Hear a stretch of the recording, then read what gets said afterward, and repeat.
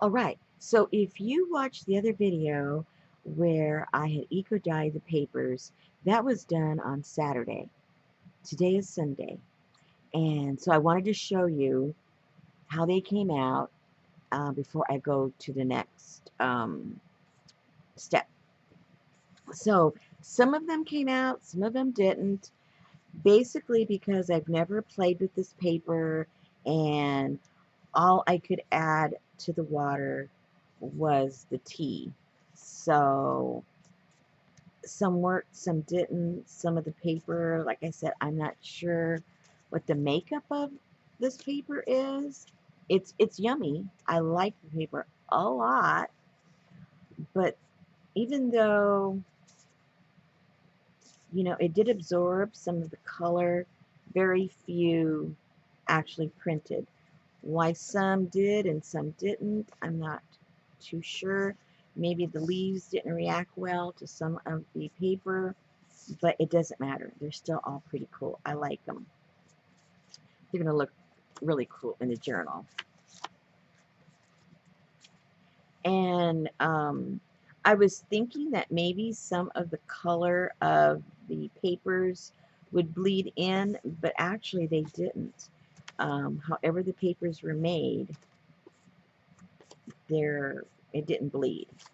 Um, all the color is really from the tea and a tiny bit from the book cover. I'll show you that in a second. But these are the pages in the book. I like how they came out. Again, if you saw the other video, you saw that I had to tear the pages out because they weren't in signatures. It was glued in. So that's why they're just single pages as opposed to the whole signature intact. But you can see I got some good stuff. This is the back page, I believe, is a little bit different from the other pages. So I did get, there's like 2 or 3 different types of papers that were inside of that book. So I obviously got different reactions. Okay, then the rest of this is the file folders that I did at the same time. So they came out pretty cool. The file folders, they never fail me. It doesn't matter what I put or what I don't put, obviously. They will always do me good. I never have an issue with that. So these are going to be, you know, the basis of the book. So you kind of got to sort of get the idea. Okay, so I did a whole pack of the file folders, eco printed them. Then I did another pack where I just did them in the tea. So I'm doing 2 different journals. So I'll use half of this pack and half of that pack to go into either journal. Okay, so you saw that I basically boiled my book. So I need to give you a little follow-up on what happened with that. So I've done books before, but I guess they were constructed differently.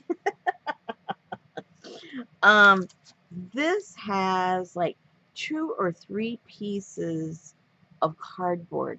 So what happened when I boiled it, they each expanded, right? And so it was all warped. The paper came undone from the cardboard on the front and on the back. The little spine thing in here separated, and I forget where I put it, it's separated from the inner spine, separated from the outer spine, and then that tore. And then, of course, we've got all the 3 in here going on that are all separated. So I'm going to use them. It took forever for them to dry. This one's actually still a little damp. It's been 24 hours, but we've been having very humid weather. So I'm going to have to let this one still dry a little bit more. And I mean, they've been in direct sun, and it was still doing this.